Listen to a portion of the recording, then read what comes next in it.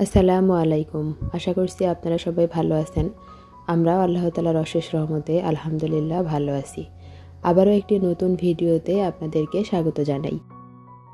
সকাল সকাল বাজার করে নিয়ে আসলো, তো কিছু সবজি নিয়ে এসেছে, টুথপেস্ট, তারপর ছোলা, আলু, আরও কি আছে সবগুলো এখন দেখে জায়গা মতো গুছিয়ে রাখবো। চানাচুর শেষ হয়ে গিয়েছিল, বয়ামটা পরিষ্কার করে রেখেছিলাম, তো এখন চানাচুর ঢেলে নিচ্ছি।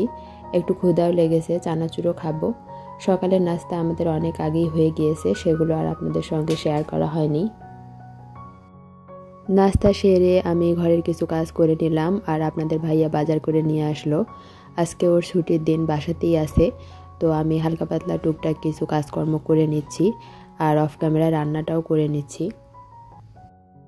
চানাচুরের মধ্যে প্রথম পছন্দের তালিকায় আমার কাছে বম্বে সুইটস, তারপর আরও অন্যান্যগুলাও খাই, কিন্তু সবচেয়ে বেশি পছন্দ করি বম্বে সুইটস। এখন একটা বড় কাজ করে নিচ্ছি। আপনাদের ভাইয়া যেহেতু আজকে বাসায় আছে, তাই ওর সঙ্গে আমি শুকনো মরিচের বোটাগুলো ছাড়িয়ে নিচ্ছি। দুজনে একসঙ্গে কাজ করলে তাড়াতাড়ি হয়ে যায়। এই তো এতগুলো মরিচ আমরা দুজনে একসঙ্গে বসে বোটা ছাড়াচ্ছি। 1 কেজি মরিচ থেকে কতগুলো ময়লা বের হয়েছে দেখেন। বাজারে এই ময়লাগুলো সহই মরিচ গুঁড়া করে, তখন কালারও ঠিক থাকে না, আবার মরিচের গুঁড়াটাও তিতা হয়ে যায়।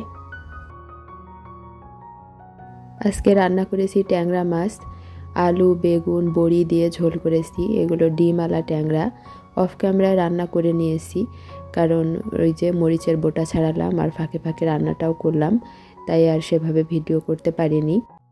তরকারির কালারটা কি দুর্দান্ত এসেছে দেখেন। আমি বাসায় মরিচের গুঁড়া বানাই সব সময়, সেজন্য আমার তরকারির কালার খুব ভালো হয়।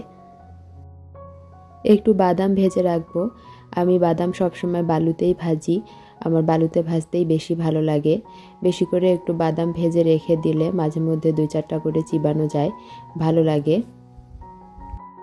এখনও পর্যন্ত যারা আমার সঙ্গে আছেন, আমার ভিডিওটি দেখছেন, ভিডিওটির কোথাও কোনো অংশ আপনাদের যদি একটুও ভালো লেগে যায়, তাহলে প্লিজ ভিডিওটিতে একটি লাইক কমেন্ট করতে ভুলবেন না।